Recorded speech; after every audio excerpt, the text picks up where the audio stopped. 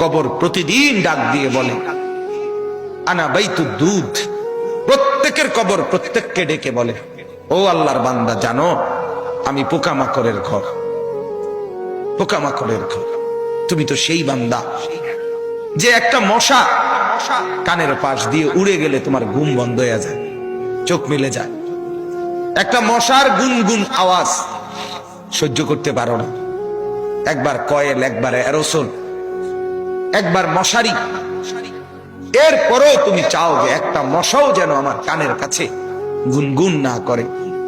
তো 5 ঘন্টার ঘুমের জন্য, 6 ঘন্টার ঘুমের জন্য বান্দা এই যত্ন নিলা, অনন্তকাল কিংবা বছরের পর বছর কবরের যে ঘুম দিবা, পড়ে থাকবা সেই ঘরে, পোকা মাকড়ের ঘর, সেই ঘরে তুমি ঘুমাইবা কেমনে, থাকবা?